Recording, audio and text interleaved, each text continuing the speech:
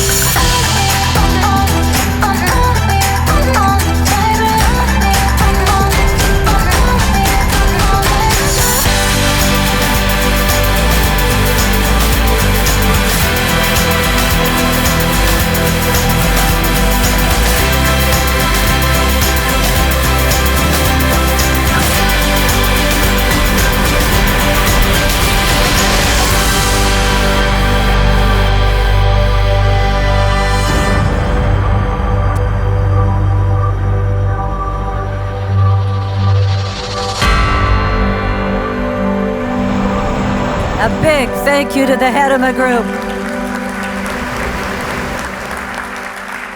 Is Phil Hedema with us today? Phil, are you out there, or any of the Hedema Group? If you are, please stand so we can say thank you for being our presenting sponsor today. Is Phil here? All right. Thank you. Thank you. We also want to thank our summit sponsors, our gold summit sponsor, Valtopia, our silver, Baudry Interactive, 11th Hour Moog, let me start that one again, MDIA and Yao. Are all of you here with us today? Should be in the front rows. Our bronze sponsor, the Solomon Group. Our projection sponsor, I know Christy's with us today. Our event app sponsor, X Studios. A big round of applause for all of our sponsors.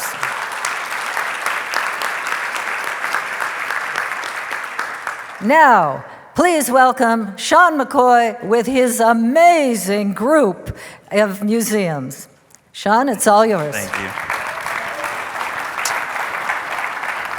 Good morning, I'm Sean McCoy. I'm here to accept the 2019 Largest Panel on a Limited Budget Award.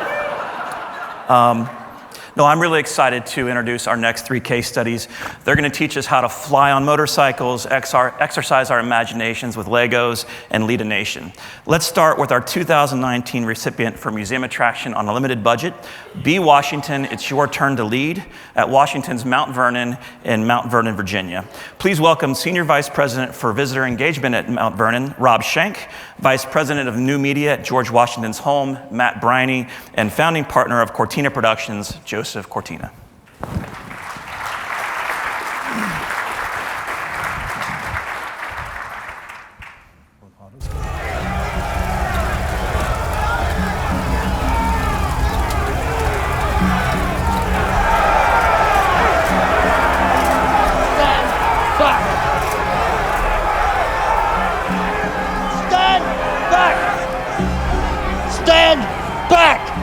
We'll not disband until you surrender that tax collector. Colonel Neville is not here. Then evacuate the property, lay down your arms, or suffer the consequences.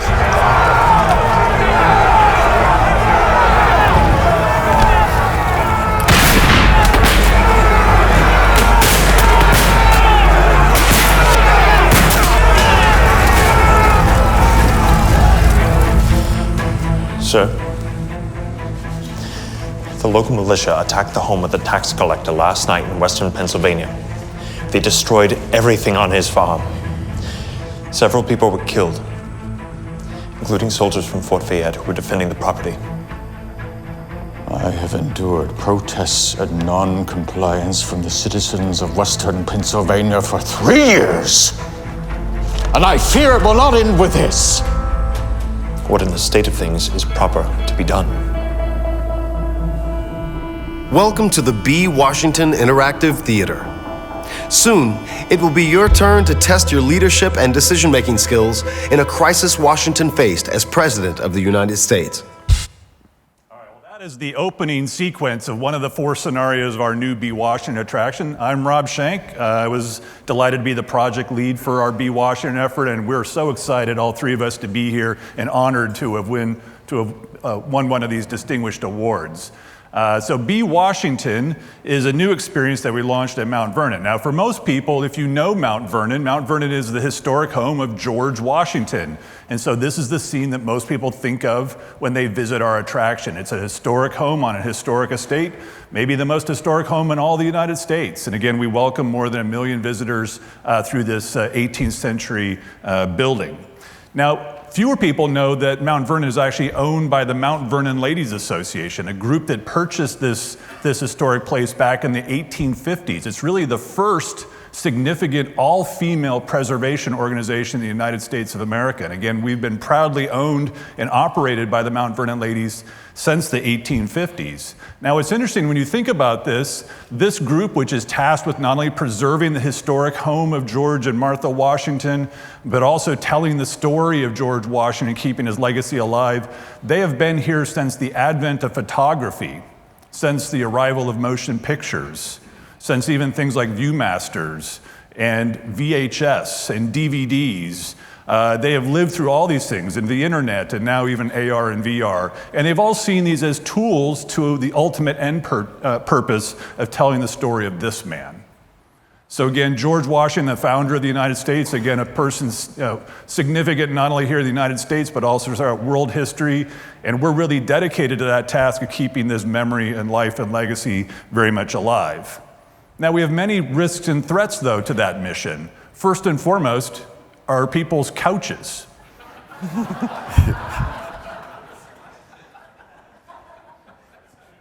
And if you think about it, what are we all doing? We're all competing for that precious period of time in which people have less and less, and they have more and more fantastic options. Many of you are making many of those fantastic options. But even here, if you think about this couch, which now you can watch Netflix, or you can watch Game of Thrones, or play your Xbox, it's been never more attractive.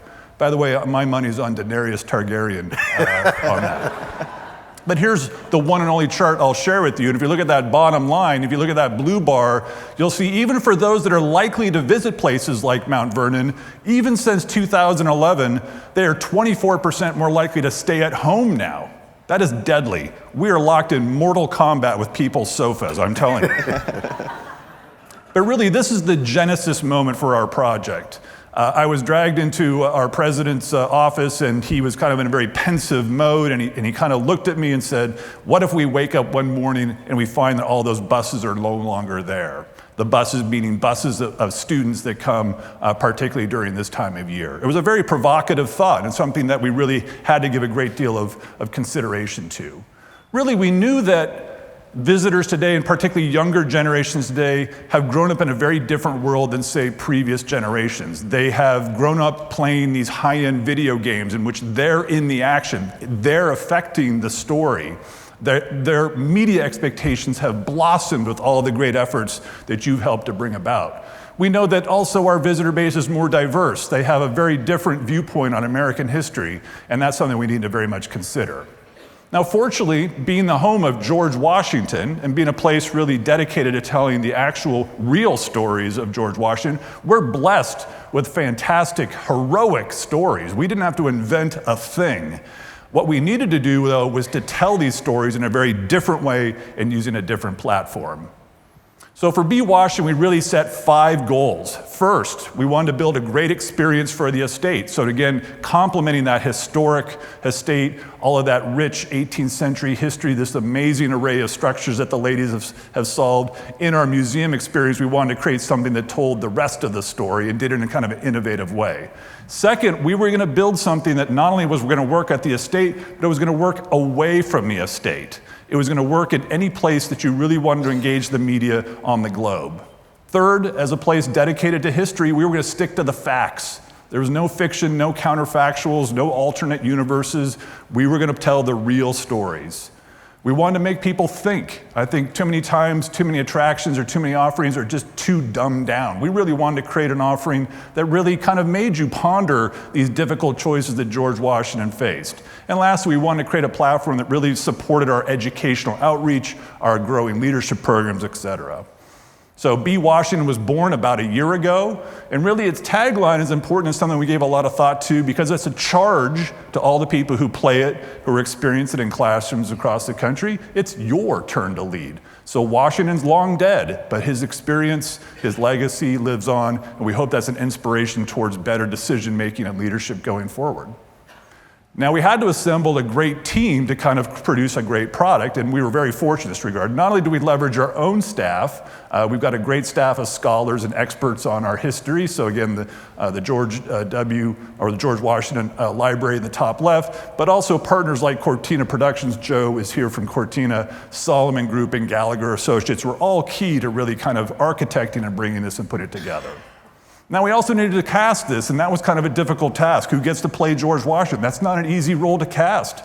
And for our MC, we're very fortunate to land Chris Jackson. If any of you know Chris, Chris played George Washington in the Broadway version of Hamilton, and so we had a George Washington as our MC as well. We were very lucky to have that.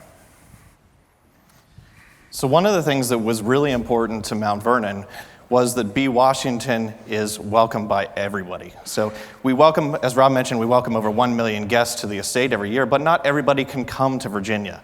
And so this game is innovative in that it uses all HTML5 for the kiosk, for the front wall, for the displays. This allows us to be able to play the very same experience in classrooms around the country. And we have just that. In fact, today we actually see more usage of B. Washington off-site than we actually do in our own theaters at Mount Vernon. The theater design was also important. We wanted people to feel immersive in the 18th century.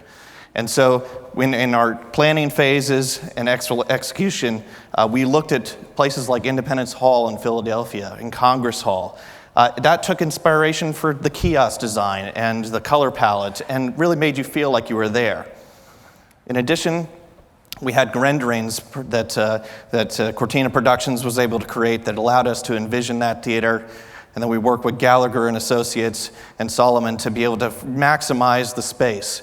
The theater seats 36 people, 18 kiosks, and it features an immersive 6K wall that's 25 feet wide, 8 feet tall. And the important thing about this is that much of Washington's decision-making was made away from Mount Vernon, away from buildings like this.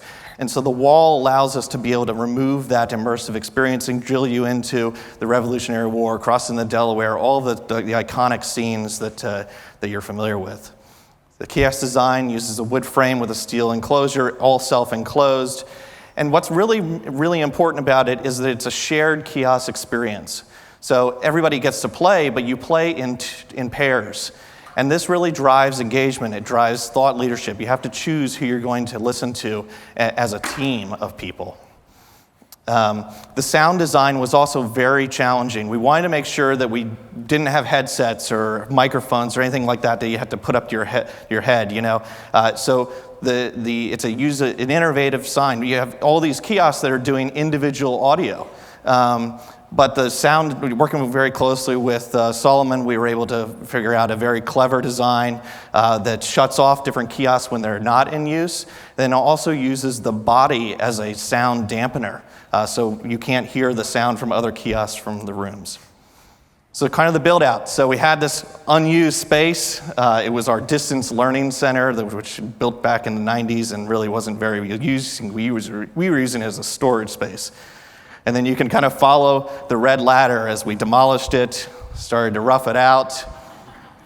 Here's the build out of that 6K wall, the fine tuning. The ladder went away at that point. And then the final product. What's really great about this, too, is that it's not just a theater that has a regular rotation, but also has an educator mode as well. So here you can see a classroom where a teacher can pause the interactive and then pick it up and include lesson plans and talk about it in greater detail. So let's run through the gameplay.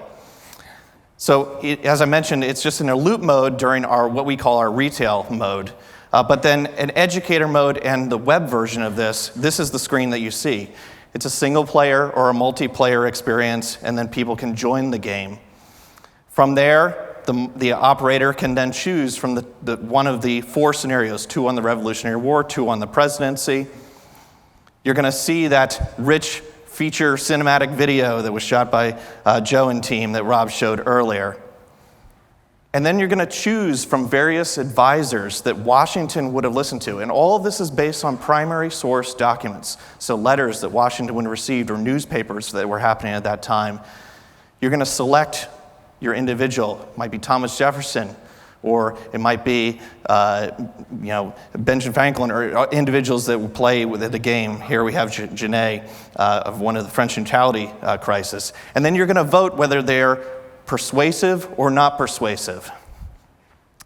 During this, the wall in front will move characters that the group doesn't feel are persuasive further back, and then those that are persuasive come forward. And then throughout the experience, we're going to interrupt you, because thinking isn't just linear like this. Things happen along the way through dispatches, and this allows us to be able to change the scenario. You're going to get new advisors. There might be changes that happen in the gameplay. And lastly, you're going to make that vote.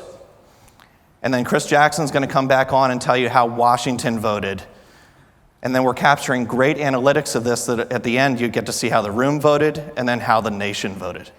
So I'm going to turn it over to Joe Cortina to show how the magic happened. So we were honored and thrilled when we were asked by Mount Vernon to help them, and then they said they wanted to create an experience that would work for teaching leadership to CEOs, as well as classes of 8-year-olds. And then they said they wanted, a big immersive screen in the front, but then also stream it on the web at the same time. So then we got to work. And so the experience was quite a challenge when the 6K all live action stuff then needed to be processed, the interface design at 6K, and then all of that also had to be created for the web as well. So we got to work. Mount Vernon brought the most world-renowned historians, educators, curators, and we brought these guys. And who were actually the most incredible team of 18th century experts, art director, armor, special effects supervisors, and then we got to work making the pieces. And so the Whiskey Rebellion that you saw, we started with pre-visualization and then put the shots together. Whiskey Rebellion here, and Port of South Carolina, and went through the process of creating that space. The wall was 5760 by 1440 pixels, LED pixels at a 1.5 pitch, and we made our film exactly that resolution, and then figured out a way to design the interface that would work both for the web and for the in theater. And then interesting, keeping the data analytics for both Mount Vernon to use of how it's been played over time on all the venues, both classroom, web, as well as the venue inside Mount Vernon. So we could not have been more pleased with the outcome of this project. Again, this is not normally what we focus on, but it was something we felt was vital per what I said earlier. I think our cast also had a great time, and so, we got to create all sorts of amazing historical moments that frankly, because it's pre-photography, don't exist in any other medium. So we had a chance to kind of create those moments again here on camera and really kind of bring these home to our viewers and players in a new and exciting way. Now, since its launch, we've had all sorts of amazing people come in and play. We've had generals and admirals, members of the intelligence community, executives of all sorts. Here's a room of congressmen and congresswomen that are getting ready to play. By the way, interesting, they did not choose the Ask Congress option. I don't know if that's telling you something. But when we asked them, they said they knew better. So. But I got to tell you, in terms of the grand theatrical experience that we've created, I get more jazzed by images like this, and we've been seeing more and more of these coming over social media. So this is, classrooms. Here, they've put down their Awaken the Dark Side Star Wars, and they're playing B. Washington. Or look at this. Or look at that. That's not a glorious theater unless you think about what's going on there. And I think for us, remember our mission, this is our mission now being realized by this project that we created. And you can't buy this sort of publicity, again, when it comes out and people are quoting and showing you pictures of B. Washington being used in different places across the country. So again, the vision that we first started off in that challenge to continue to keep the memory of George Washington alive, we're seeing ever more evidence of that, and we're so excited and pleased. So I hope maybe when you have a break or when you get home, you'll go to bwashington.org and you'll give B. Washington a try. Of course, you're all welcome to come to the estate and see it in its full glory, and we hope to see you there. Thank you.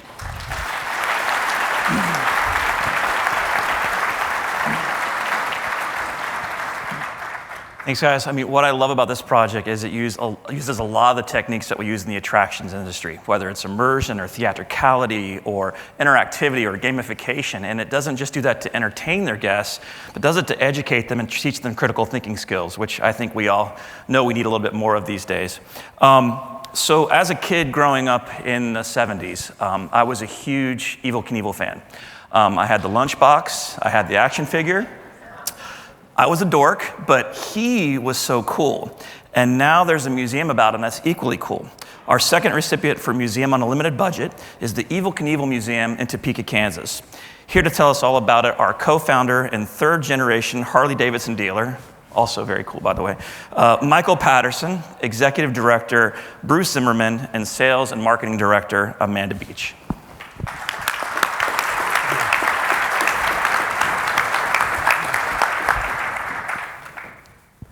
Well, I was watching that really cool presentation, and I saw that picture of George Washington crossing the Potomac, and I couldn't help but think how history could have been changed if he would have had a Harley-Davidson motorcycle to jump that instead of going across in that boat.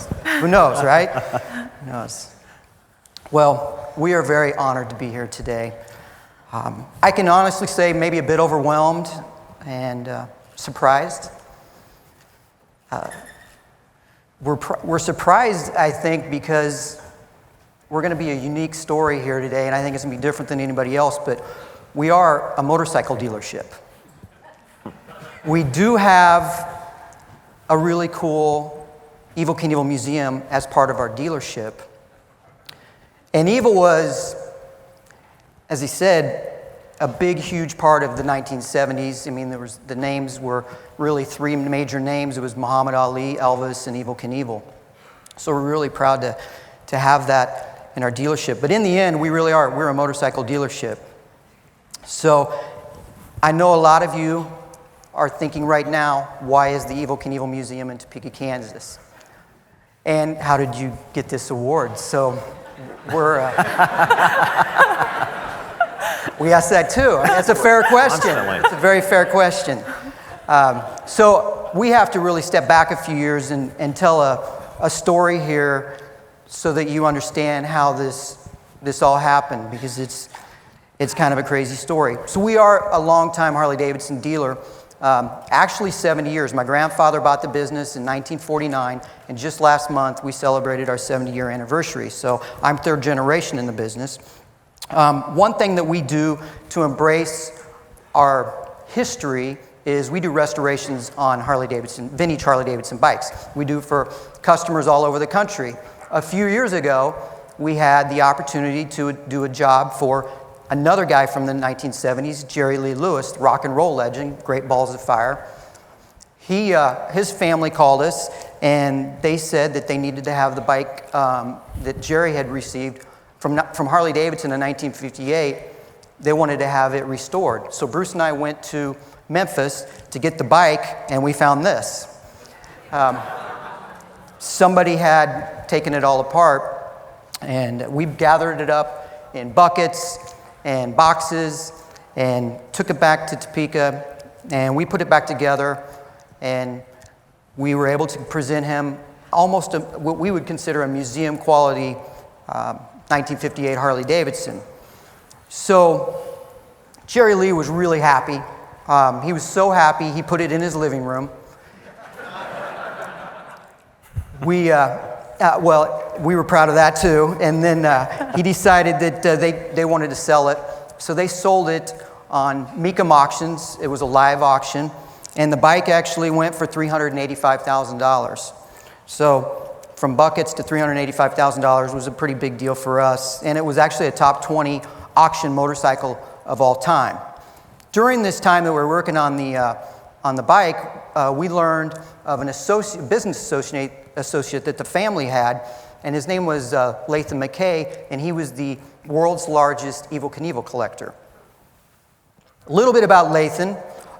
He didn't grow up with Evel Knievel. He was a little younger, but he was intrigued by him. He was a professional skateboarder, an actor, and has done some screenwriting. He was intrigued by Evel, so he found some of Evel's actual leathers online, and he purchased them. He got them home, and not knowing what to do with them, he did what any reasonable person would do. He wore them to parties. So he kind of became the Evel Knievel guy, and I think this inspired him to collect more, and he just went after it. He called it Evel archaeology, and these items were spread all over the world, and he went on a 2-year mission to find any and every piece of Evel Knievel artifact that he could find. Spent a personal fortune on it. So one of the last things that he purchased was Evel Knievel's 1974 Mack truck, Big Red. So Big Red, this is back in its glory days in the 70s, and Evel would use this at every one of his jumps. He had the ramps in the back and the bikes in there, and he used the coach for his dressing room. So the family called us because this thing was in really poor disrepair. And they knew we did restorations on motorcycles, so they had appreciated the job we had done. They called me and they said, hey, our friend Lathan, he purchased this truck and we need it restored. Who do you know that could restore Mack trucks? So I grew up a fan as well, and my mind just started spinning, and I just kind of accidentally blurted out, we restore Mack trucks.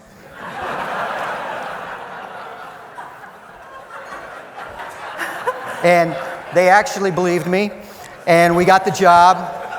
And then I hung up the phone and I walked to Bruce's office and I told him what I'd done. Yeah, so my reaction was, are you crazy? I mean, do you have any idea how big a Mack truck is? We restore motorcycles. I mean, you really had no idea how big a Mack truck was, did you? That's what I felt. Never been in a Mack truck. Yeah, see? So, well, we'd accepted the project, so I guess we had to go forward with it. So here's the condition we found Big Red in. I should note that it had been repainted towards the end of Evel's career to a mostly white and blue color scheme. It was found in a truck salvage yard down in Florida, as you can see by all the growth in it. As well, you can look at the cab, and inside that cab you can see more sky than ceiling. So it was in terrible shape, and I gotta admit, we were demoralized when we first saw it. So now we're gonna take a look at a video of some of the restoration of it. We approached it like we would approach restoring a motorcycle, so we tore the thing completely apart. We did get smart. We enlisted the help of over 90 individuals and local businesses in the Topeka area to help us with the restoration. And this restoration process took us about 2 years. So new upholstery, every nut and bolt was refinished, all new paint, of course. And we were very fortunate to have Evel's original painter, George Sedlak, come back and help put some of the original artwork on the side of Big Red. So as you can see, it was very extensive. And here we are once again. Here it is, rolls out. This was the first day that it came back to life. And immediately went on a rock star tour. It went to Sturgis, South Dakota for the big biker rally up there. Next, it went to Butte, Montana, which was Evel Knievel's hometown, led the Evel Knievel Days parade. Pretty cool. Next to Hollywood for a film premiere, Being Evil by Johnny Knoxville. Went to a NASCAR event at Texas Motor Speedway. Also to an international truck show in Dallas. And eventually it spent the rest of the winter at the Mack Museum in Pennsylvania before it came home to the Evel Knievel Museum in Topeka. So our idea was not to have a museum. We were hired to restore the truck, and that's the job we were doing.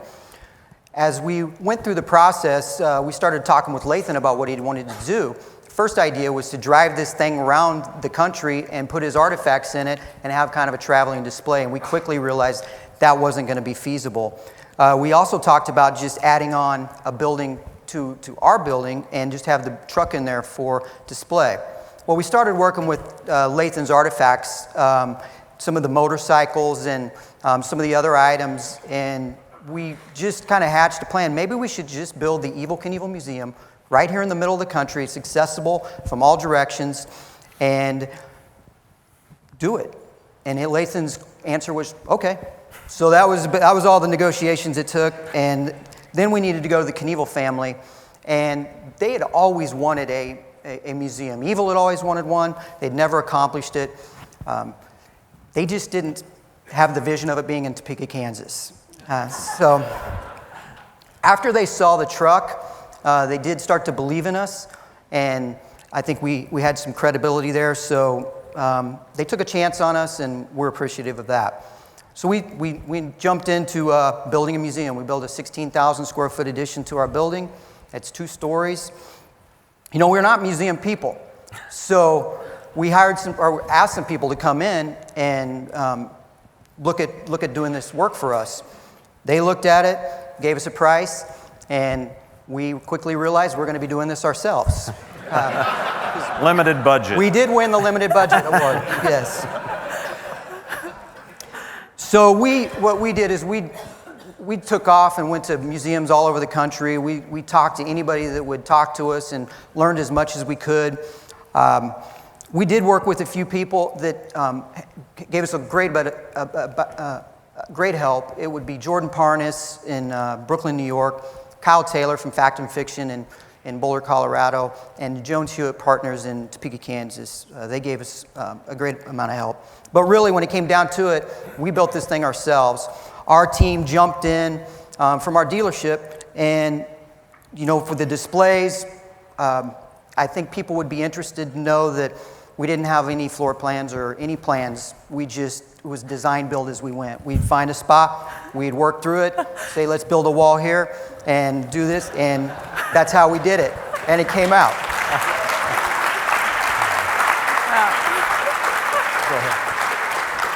So now we'll give you a glimpse inside the completed museum. So first visitors get to introduce to a young Bobby Knievel growing up in Butte, Montana. Then we talk about a Robert Knievel and show some of the careers or jobs that he had before he became the world's famous daredevil. Next, you get to weave through a timeline of some of Evel's more famous jumps, where you get to see original jump motorcycles, original leather suits, helmets. And in addition to that, there's tons of video and lots of great pictures to share that story. So when you get to the end of the timeline, come around the corner, you get your first good look at Big Red on proud display on the lower level of the museum. At the end of the truck, there's also a video about the restoration of the truck. So upstairs on the second floor, there's tons of Evel artifacts to explore. We have a movie theater upstairs. We play some excerpts from movies about Evel in the 70s. Evel's original wardrobes on display. Also a huge display case of all those licensed products of Evel, like lunch boxes, and those figures that everybody loved. An original X2 Sky Cycle, Evel's original custom-made Cadillac pickup truck, and even an Indy car that Evel co-sponsored in 1977.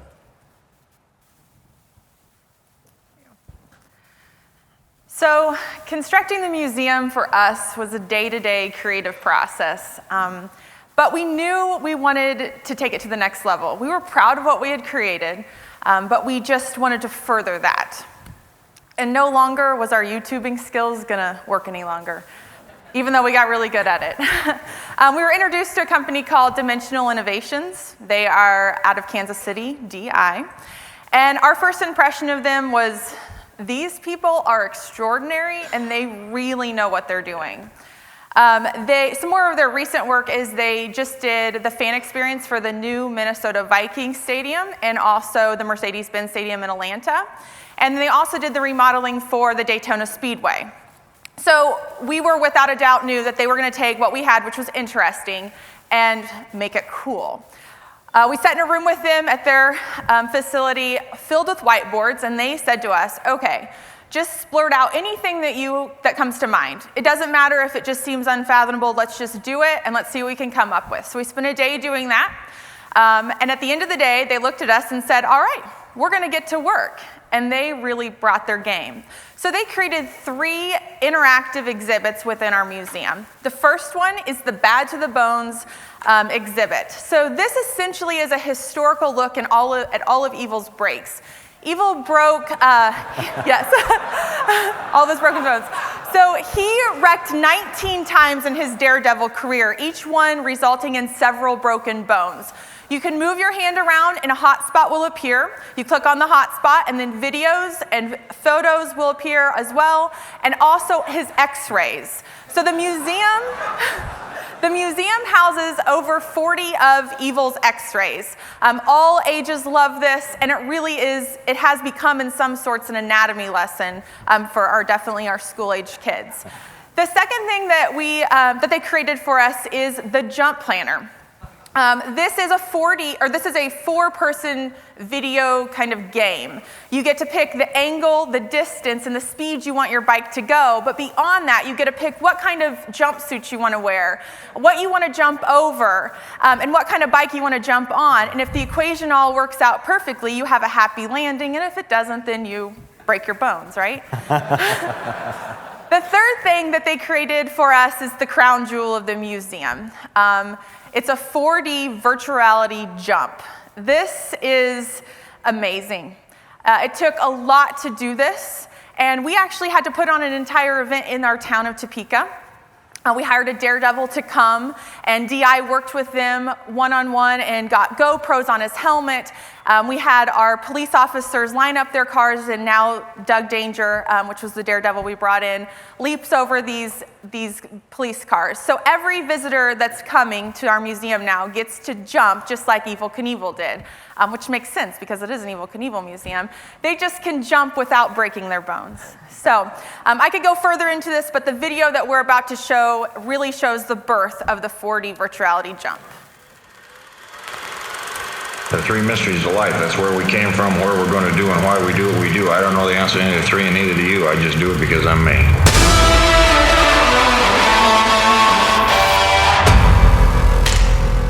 Rather than be a painter of the Brooklyn Bridge or work in the Lincoln Tunnel in New York City, I decided to fly through the air and live in the sunlight and enjoy life as much as I could, and that's just what I'm doing.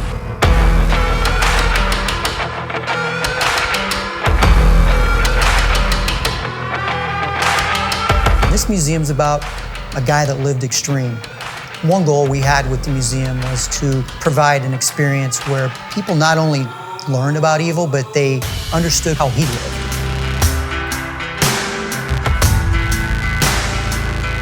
The subject matter of Evel Knievel is badass, and we were super excited just to get the opportunity to create something that one guy had that experience, but we could share it with everybody. To allow people to feel what it's like to jump over a bunch of cop cars, which nobody ever gets that experience. So we wanted it to be legit. We wanted to create something immersive. Someone could actually feel like Evel Knievel and do what Evel Knievel does best.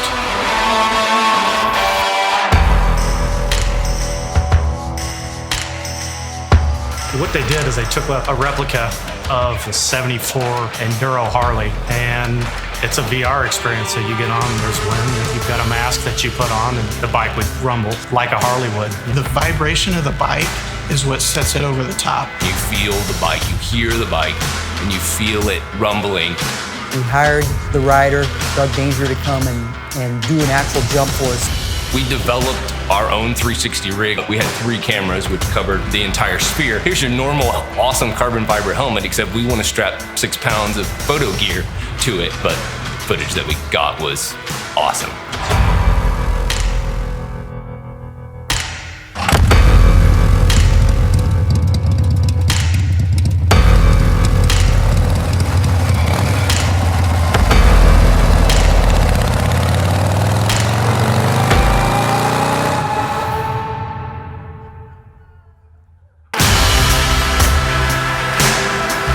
People love the museum. There are people that travel here specifically to do the jump. USA Today ranked us a top 5 new attraction in the US. There was a question on Who Wants to Be a Millionaire? Where's the Evel Knievel Museum?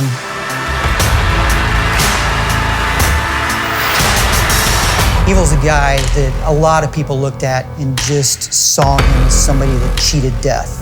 Life is a chance itself. I figure that God put me here to be the best, to live the best, and to do the best that I could. But really, in Evel's mind, Where there is little risk, there is no reward. So I take the risk for the reward, and I'm happy for it. it was just about living to the fullest.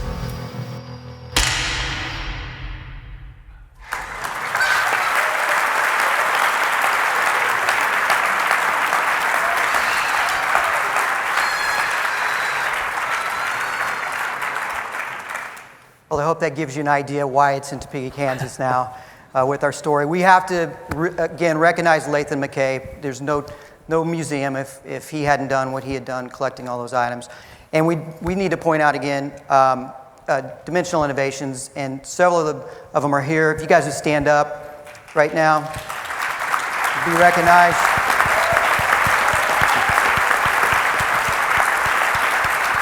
Great folks. Thank you.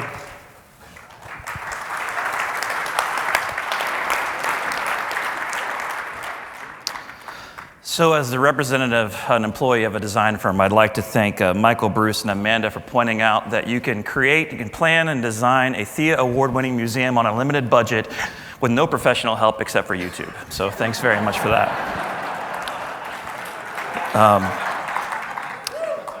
So as the father of 2 younger children, I can think of no other activity that I like my kids to do than play with Legos. They are the ultimate as far as exercising creativity, and I think they set a new bar for inspiring that creativity. Our final case study of this segment has also set a new bar for brand experiences, and is as innovative as it is playful. Representing this year's recipient for Brand Centers, the Lego House in Billund, Denmark. Please welcome Managing Director Jesper Vielstrup and Head of Experience Development Mike Ganderton.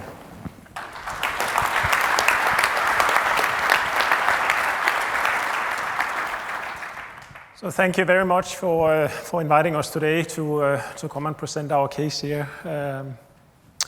I promise our experience is quite different from what we just saw, but you're a tough act to follow, so thanks a lot for that. So I would assume that most of you are familiar with the Lego brand and the Lego brick and the product as such.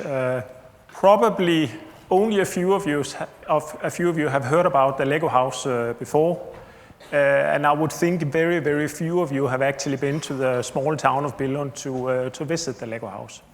So we would actually like to start by just showing you a very small movie here, just giving you a sense of why we did the Lego house and what it is.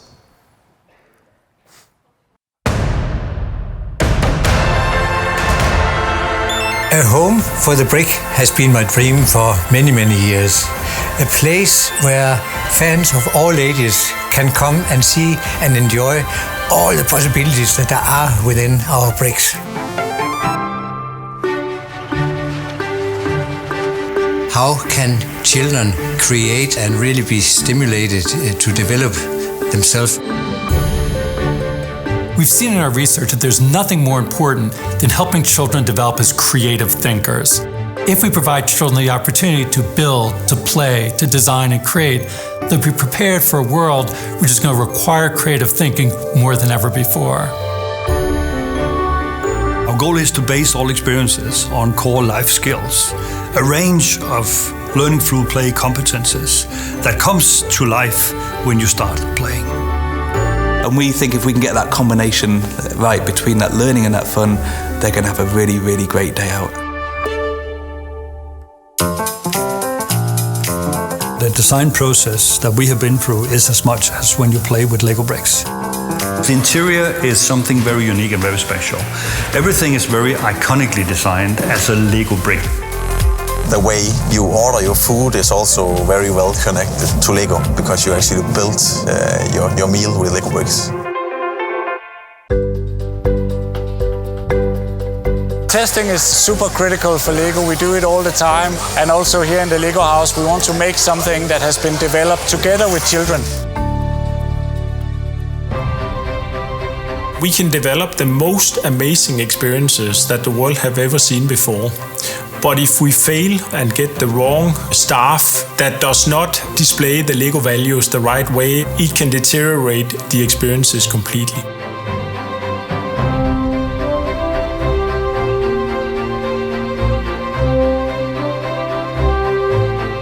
Part of the house is a showcase for the work and the work of the community. Lego House celebrates it as more than just a toy.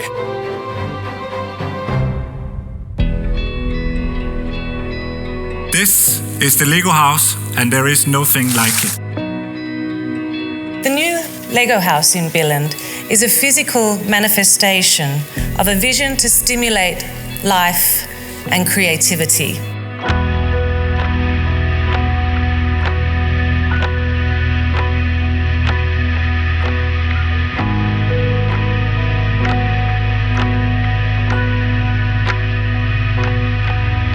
For me, this day is really a dream coming true.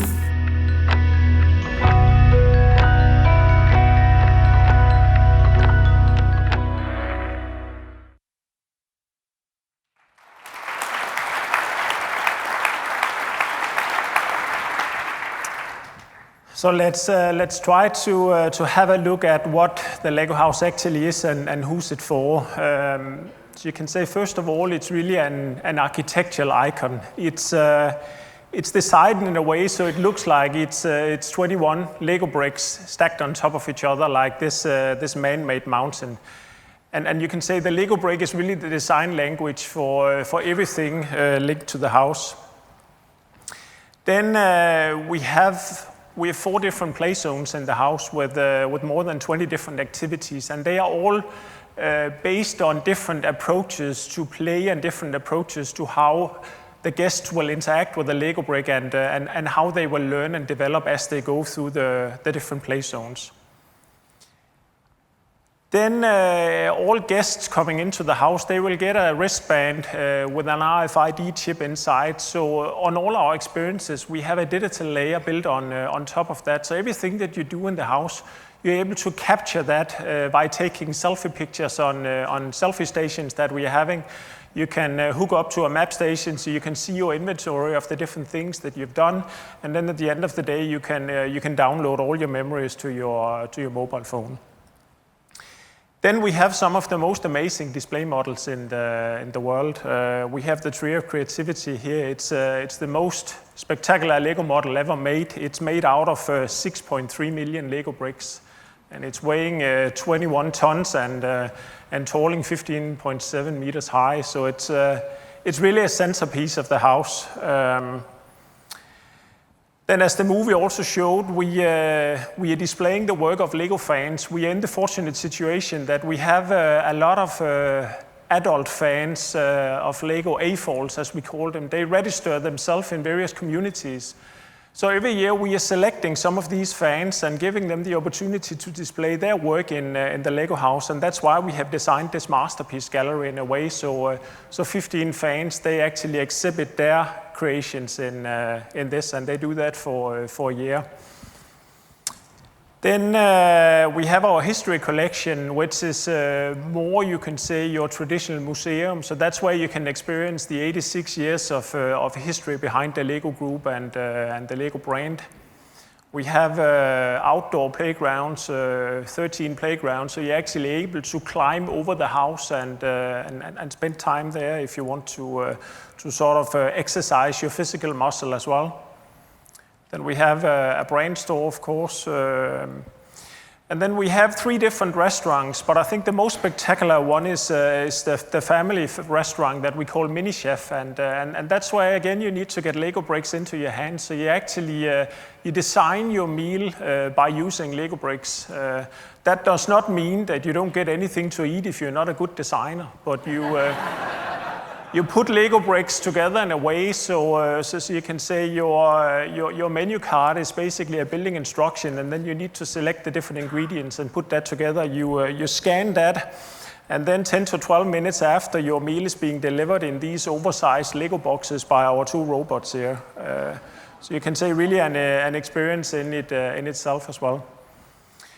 Then we do business meetings and conferences as well, which is actually an area that has surprised us a bit, because that was not the intention from the beginning, but it's become a very popular venue for us to have different business professionals coming in, conducting meetings. And of course, we always build play into the meetings when they are here.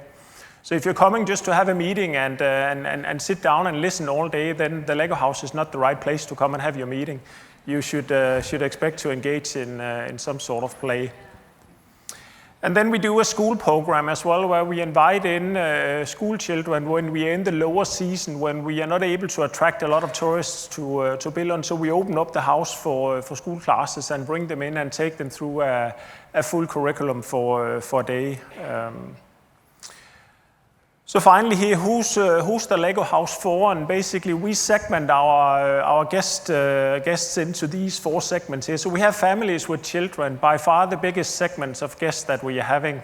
75% of the guests coming into the house are families with children. But then we have these AFOLs, adult fans of Lego, and from the beginning the Lego House was really also meant to be a place where they would go, almost like a mecca for them. I mean, we have adult fans that are coming, they are calling us in advance saying, I'm going to the Lego House and I'm going to propose to my fiance and I want to do that in the Lego House. Can you help me do that?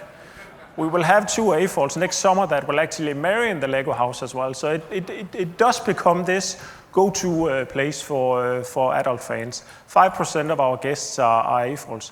Then school classes. Also 5% of our guests are schools that are being taken through this program, as I was talking about, and then the business segment is roughly 50% of our guests. So now Mike will give an update on how we actually built the house and what are some of the foundations that we built the house upon. Thank you, Jesper. The tech guys, the counter's stopped. I don't know if you can start it up again, but I'll go on without it, not knowing exactly how long I have left. But of course, when you're building a house, you talk a lot about a foundation, and I'm not talking about concrete and steel. I'm talking about the conceptual foundation of Lego House here. And our foundation is what we call learning through play. And the Lego brand group has a vision regarding play that we think it's an extremely relevant and important way to learn. In fact, we think it's actually the best way to learn. It's the most intuitive way to learn, especially when you think of children. And it happens to be the most fun way to learn. So it's not too difficult to get people to learn if it's fun. So we've founded the Lego House on a conceptual foundation of learning through play. And at the very, very core of that belief or that foundation is this conviction that play matters. Play isn't something that is just a waste of time or to kill the time between the more important stuff in life. Play is really, really important as a way of developing competencies and skills. We're talking about creativity and curiosity. We're talking about critical thinking, communication and collaboration. All these things that are desperately important if you're going to grow up and navigate in a very, very complex and ever-changing world. These are really, really important to get embedded in the early years of childhood. If they become embedded in the early years, you have every chance of becoming a lifelong learner, of becoming the best version of yourself, of maximizing your full potential. So we really take play deadly seriously, but fun at the same time. And we work with this LEGO Foundation entity within our group of entities in the LEGO group. And they work with academics and researchers, educators, policymakers. And they create various theoretical models, conduct various pieces of research. And they had created a model about what we call holistic learning that we found really, really inspiring in the early stages of the design process. And to cut a very long story short, it's basically there's 5 development competencies which all play together, and if they can be developed together in childhood, then you have this foundation for lifelong learning. And you see them on the screen here, but if we take the creative competence, which of course is the home turf of LEGO, that's very much about coming up with ideas, being creative, but materializing them in the real world, where of course LEGO is one of many great materials where kids and adults for that matter can take their ideas and actually create them, materialize them, and once it's materialized, then you can interrogate it or share it and get feedback. Then we have the cognitive competence. That's probably very familiar from school programs, and it's about critical thinking, problem solving, action reaction, the way the world works, strategies, all that kind of thing. Then we have the social competence. That's very much about how we relate to one another, how we communicate with one another, how we collaborate with one another, how we have empathy for one another. Then we have the emotional competence. This is how are we feeling inside ourselves? Are we happy? Are we angry? In childhood, it's very much about emotional regulation. But it's also about being aware of who you are, and again, being comfortable with who you are rather than comfortable with who you're not. And then finally, we have the physical competence. And this is about healthy mind, healthy body. It is about spatial awareness. It is about fine motor skills and gross motor skills. And we took these 5 development competencies and basically said that would make a fabulous footprint for our LEGO house. And you see it here in schematic form with the red representing creative and the yellow representing emotional. And what we then did is said, well, we will develop as designers and develop play materials based on LEGO bricks where each of those competencies is in particular focus. They all go on together, so it's not about isolating them, but it's having a focus both in the design process and in the facilitation process.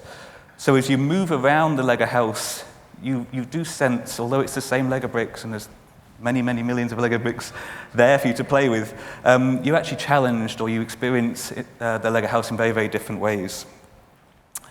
And what it means is that as the guest moves around the house, they actually see all corners of play, and in particular LEGO play. And we've designed it so that each of the major experiences take around 20 minutes. So actually the guest can get around all corners of the house and get this holistic overview of play and LEGO play, and actually sort of leave fully energized after about 3 to 4 hours, which was actually our design time when we designed the house, and turned out to be actually our average guest visit. So if that was the foundation,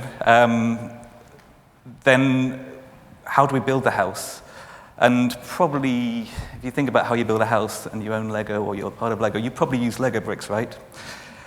Well, we did exactly that. We said, let's build the house in Lego, not just the outside of the house. As Jesper said, the architectural concept is 21 giant Lego bricks piled on one another in this pyramid form. And then inside that pyramid form that you don't see here is an open public space. That's how you enter Lego house, into this what we call Lego Square. But those bricks themselves are made up of smaller bricks. The smaller bricks are over 100,000 ceramic tiles, each exactly the same proportions as our iconic Lego 2x4 brick. So the whole building, inside and outside, is clad in these tiles, mostly white, but as you see on the picture here and there you see a little twinkle of color or splash of color. And the design team, the experience team, took that concept and said, we need to continue that through the house. So actually everything inside the house is also built to the same scale from the same Lego bricks. And it was a wonderful design process, particularly for a Lego designer, because we built everything out of Lego bricks, and I'm not kidding, everything. So every model of whether it was a piece of furniture, a capture station, a photo, or a camera booth like you see here, all built first in Lego bricks. And then that was taken to our partners and meticulously scaled up by 18 3/4, for those of you who need a technical number, to create these larger pieces of furniture.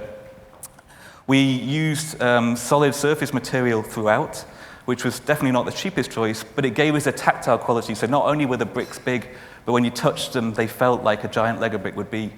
And the overall concept, therefore, is that as you move around Lego House, everything's kind of scaled, so you feel like one of our little minifigure guys that hopefully some of you will know, which again is very, very relevant to children, the scale of how the world would be if it was the same as the figures they play with, but also appeals very much to our Lego fans where we have this attention to detail.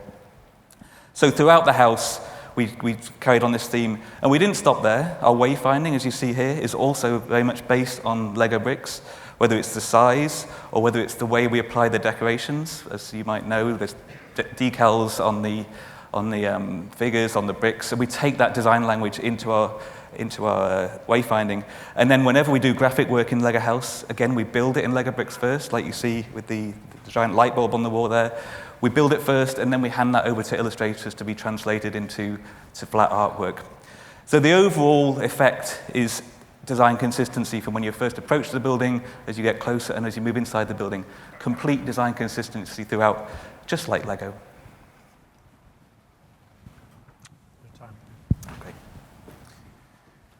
So a couple of key learnings coming out of the process. Explaining what we are is really difficult. And that's actually our biggest challenge over the last 18 months since we opened the house. That is to be able to explain to guests who have not been in the house before what it is that they should expect when they are coming. And we believe it's partly because we are not falling into one single category. Now we are being presented here in the museum category, and to some of you we might be a museum, to others we are a brand center, to others again we are an indoor amusement park. So we are many, many different things. And it's been quite frustrating for us over the first 18 months, not in a very short sentence being able to explain what we are.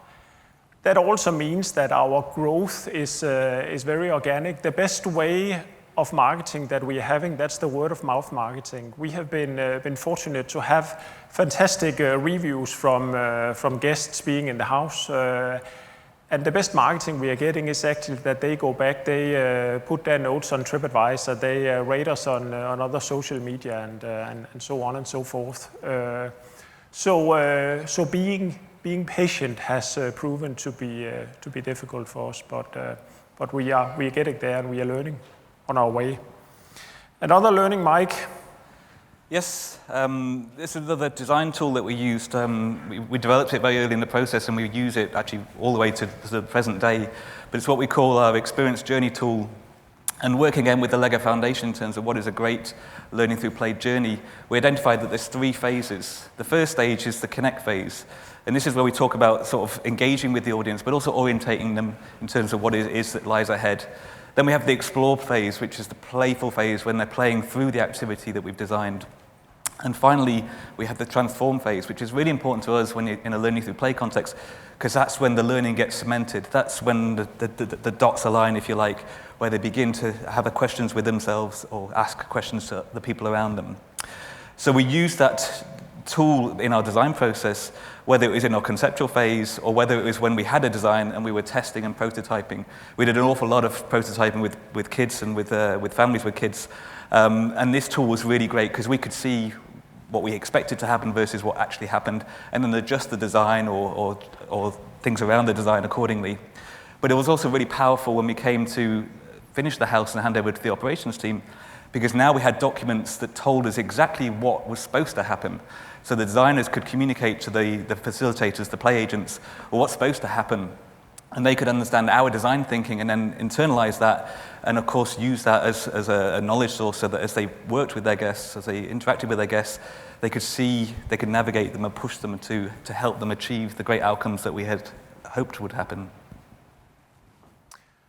And then finally, so in the Lego house, we have these, our staff, they are all called play agents, because you can say their job, that is really to engage and play with the guests. And that's been our intention from the beginning, that the Lego house had to have a human face. So I would say probably like 95% of the feedback that we are getting from guests, that's all linked to the play and the role that they play in terms of generating the guest experience.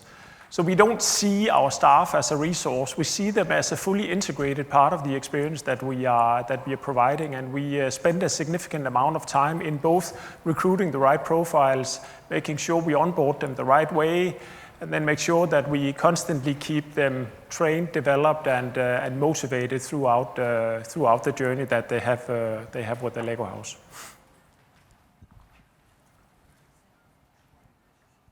Do we have time, Sean, for two memories? Yeah. We do? Super.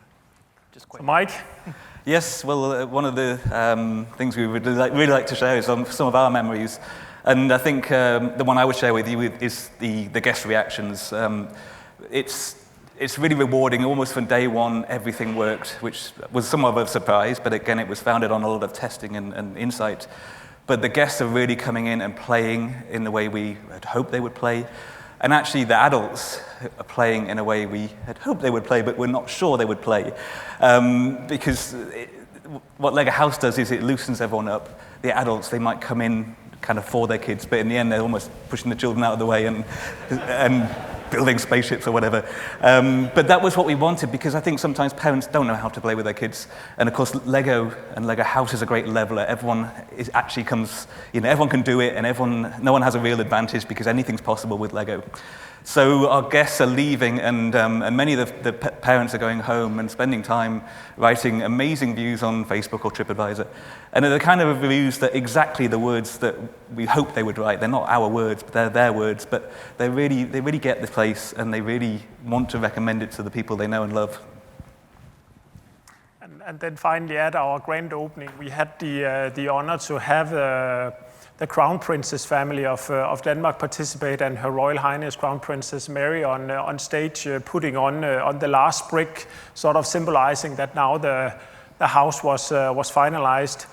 And then Kjeld Kirk Christiansen, our owner, who's been really engaged and dedicated throughout the entire project. And I think my best memory, that's actually experiencing Kjeld on an everyday basis when he's walking through the house, and he's often visiting us in the house because it's really a place where he enjoys coming. And he was the one that came up with the idea for the Lego house, and it's such a nice thing to experience that it turned out exactly as he wanted it to be.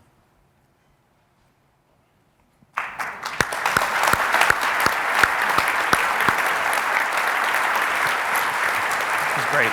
Perfect. So what we're going to do is we're going to open it up for questions again for all of our panels. So start thinking about your questions. I'm going to start it off with a group question, and I'll start with the Evel Knievel folks. All of your attractions, I want to ask all of you this, so think about your answers. All of your attractions are obviously great visitor experiences for those who visit, but they also often have an impact on your local community. Let's take the Evel Knievel Museum. What kind of impact has it had on your community? Well, it's been great. Topeka is not a place that has a lot of other tourism. It's really a pass-through town, and it's now a place where people are designing trips to go specifically to Topeka. So that's new for our community, and it's new for our Visitors Bureau, so they're kind of having to think different. There's been 2 hotels and a couple of restaurants opened up, and we hope we had something to do with that. I think, Amanda, you probably have some statistics too. Like statistically speaking, about 63% of our visitors are from out of state. So we've actually become a little bit of a host for Topeka and helping find like their group hotel rooms and such. So it's actually opened a lot of our eyes up to that different type of world. We've also had, what, Amanda, 64 countries, we've had 64 countries visited, so far. So we've been open for almost 2 years in July.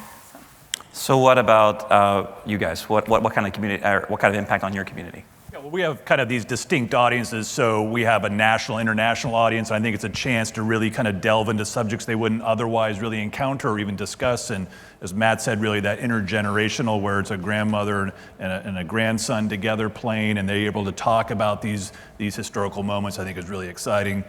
for our educator side, I think particularly in terms of it being away, it's a great asset. They're looking for powerful teaching tools, and this happens to be free and something that matches their curriculum, so I think they're excited about that. And for our leadership programs, I think it's a chance to really elevate our leadership programs and to have a level of engagement that exceeds the traditional. And what I really love about your project is it's not only just the in-museum experience, but you've really taken that experience and replicated it online so a lot more people can enjoy it. I think that's fantastic. Now in Billund, Lego has a great impact on the community already, but with the Lego House, what kind of impact has that had since you've opened? You can say, local community is one of the key reasons why the Lego House has been built in Billund. You can say from a commercial point of view, it absolutely doesn't make any sense to build it in Billund at all. There are 6,000 people living in Billund, but Billund has really become a Lego destination. There's already a Legoland park there. There's a water park. There's a zoo in the area as well, and then it's the hometown of Lego. That's where our head office is. So there are a lot of tourists traveling into to Billund every year, and you can say together with the other attractions that are there, and together with the local community, it's our objective really to attract even more tourists to come to Billund and then make them stay longer while they are there, really putting Billund on the map. But then, of course, also to give something to the local community there. So it's also about, the more traffic, the more activity we generate in Billund, the better it is for the local community that is there already, like the stores, the retailers, the ones working there. So that's great. So do we have any questions out in the audience? Again, raise your hand, and one of our helpers will help you with the mic.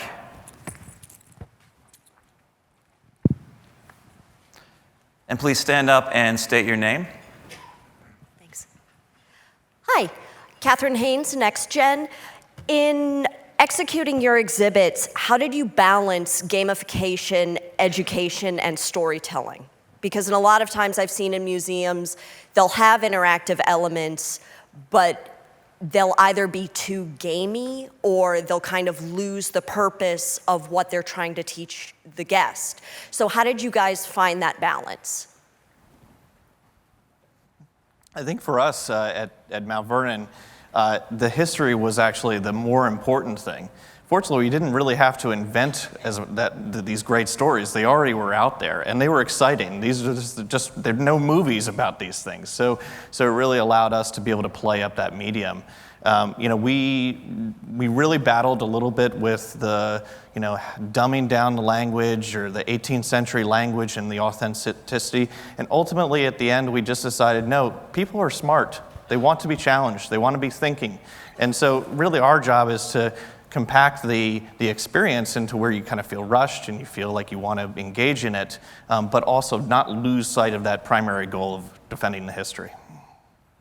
I think for us, the interactives, like the broken bones, it's really an anatomy lesson. We have a lot of school groups that come in, and one of our themes is anatomy and bones, and so we utilize that as we're going through the museum, and also the physics of the jump and the jump planner and the sky cycle and the 4D jump too. It's interesting to see, I talk about school kids, but the 50, 60-year-old people turn into school kids when they're playing the games and doing the jumps, and so it really works for everybody, all ages. Yeah, it was important for us to include the STEM exhibit, science, technology, engineering, and math, to bring that educational experience to the youngsters. So. Jesper, Mike? Yeah, in Lego House, I would say we steered a long way away from gamification. Generally, when you have a game, there's one winner and a lot of losers, and that's not very good for child self-esteem. So we have a little bit of gaming or gameplay, you could argue, but we prefer to have different start points. And of course, you get families who set up some kind of competitive arena for themselves, but we don't sort of make that the start point. We have other entry points. Certainly from our perspective, the jury's a little bit out whether gamification is the right approach. And there's so many other ways that we can do so great that we chose generally to sort of steer a little bit away from it. Sean, I think you had a question back. There she is, in the back, right? There he is. There he is. Hi, Alexander Krikis, recent SCAD graduate. On March 20th, 1999, Legoland California opened. I was 3 years old at the time. It's an understatement to say that the Lego brand has had a tremendous impact on both my life, my wallet, and my parents' wallets, God bless them. My question for all the panelists come from a phrase that I often hear associated with the Lego brand, which is only the best is good enough. And I think as designers, a lot of us internalize that idea. We always want to be bringing the best product forward. Is there a time in each one of your creative processes where you had to take a step back and say, this isn't working, and how did you work through that problem, and how did you improve it for the final product? For us, it was a capability thing. I mean, we didn't have it, and luckily, we found Dimensional Innovations. I mean, they're the reason we're sitting up here, and like Amanda said in the presentation, we just had a whiteboard, and we threw out ideas, and the end result, we're not compromised. I mean, it was exactly what we thought. So, credit goes to them for us. I would say from a Lego house point of view, one of the key learnings we had, because when we had the initial idea for what the house should look like from a design perspective, we actually had the architects, they came and presented a Lego build model for us. But then in reality, when we started building the house, it turned out that it's a lot easier to build it with Lego bricks than it was to build it in reality. So we had some major learnings throughout the process on that. I mean, Lego bricks, they have this fantastic clutch power that you don't really get in reality when you start putting things together. So we needed to add a significant higher amount of steel into the construction of the building that also postponed the deadline for when we were able to open the house. And I know for us, the Mount Vernon curators were a big help in that when they would say, that soldier 200 yards back there's button is wrong on the one lapel. And so that certainly helped us make sure that everything was accurate. We did a lot of testing throughout our process too. I think we took kind of very crude mock-ups, very simple offerings, and we put them through a battery of tests with actual real people, and it was very instructive, and I think we made a lot of refinements to the gameplay and to the story and to the narrative by doing that testing early on. I've got one here, Sean. Okay. Hi, Alex Korting from Germany. First of all three projects were amazing, so thank you for that. I have a question for the B. Washington experience. Two questions, actually. Well, first of all, I am so looking forward to try it on myself online. And that brings me to the first question. After those, I think you said 4 experiences or 4 questions, are you planning to update it anytime to add more scenarios? Sorry. Because I imagine that that's quite a bit of work with all the extensive videos that you did for that. And the second one is, I love that you have Chris Jackson in there. And that made me think that that is probably a good way to bring a bit of diversity into that very white story. But I also wondered, that is also a very, very male story, that history. Is there any female side to that? Great questions, both. So let me take the second one first, which is in terms of diversity. You're right. Again, as I said in our goals, we definitely wanted to be historic, and I can't go back and change history from 250 years ago. And so it was a patriarchal time. And so I think that really that's something that we did talk about and did struggle with. Certainly we wanted to have diversity in some of the other scenarios. You will see female, you will see other diverse characters who do represent real people whose viewpoints were shared and Washington was aware of them. So it is not all just a set of dead white men, if you will. I think for us,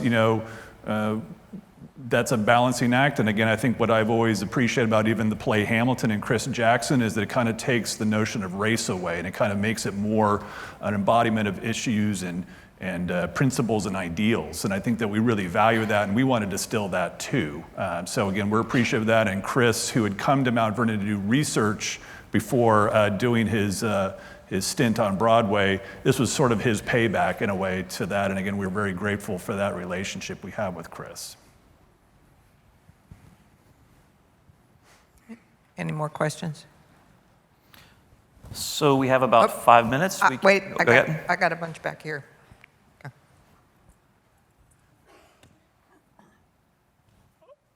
Also for the B. Washington group, I was wondering how the game at Mount Vernon plays when you have kids who have done it in school come and play it there.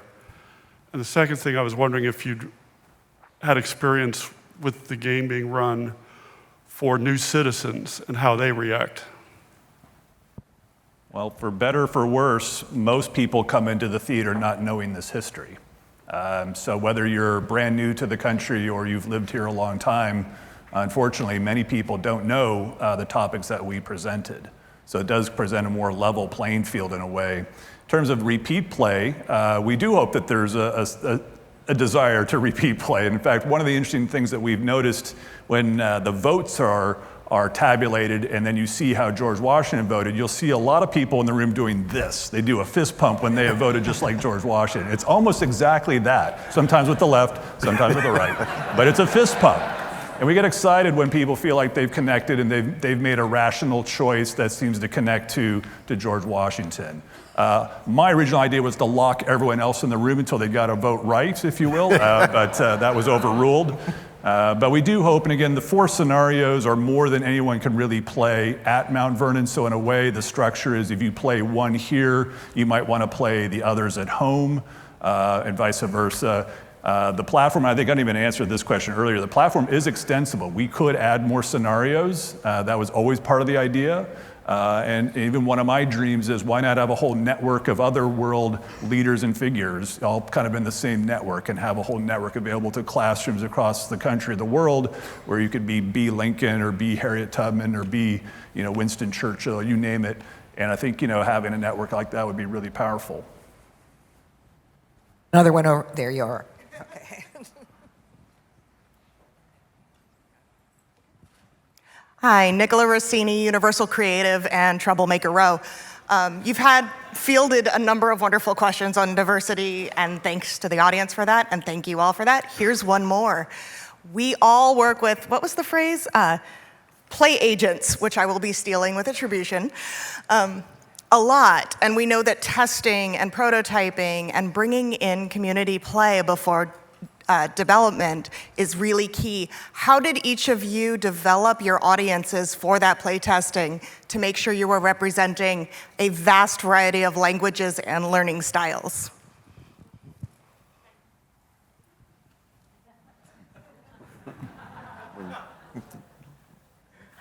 I can. There's no passes, by the way. Because they don't all talk at once.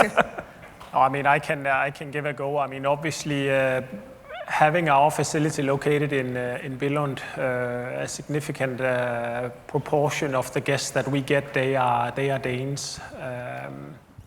About half the guests we have, they come from Denmark, and the other half so far, they have come from more than 100 different countries, actually. But the way we recruit is that the way we look at diversity is more that we try to recruit based on the personality that we bring in. It's much more important that they are happy, that they possess the right mindset when they are coming in. So it's not like we look at, we need so many from this country or so many from this country, and we need so many males and so many females.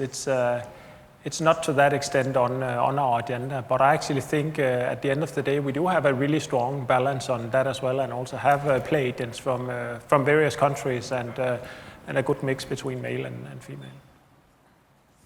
Sean, do you have time for another one? Then we have Okay. 50 seconds. This will be a quick one then. My name's Chris Wessels from Tate. Just a question for the Mount Vernon folks. The videos that you show were very, very well done and clearly very well produced. Now I'm just curious, as a percentage of the total project budget, what percentage of the budget was spent on the video production versus the physical build out versus like the back-end technology development for the experience? The majority. Yeah, one of the challenges that we have with the 18th century is that most people know it from a painting maybe that they saw in a museum, or, and really what Joe and team were able to do is bring it to life, right? And so you get to relate a little bit more to the characters when you can actually listen to them as opposed to just seeing an artwork of a portrait or something. With that, if you could please join me in thanking our panelists. Great job, everybody. Thank you very much.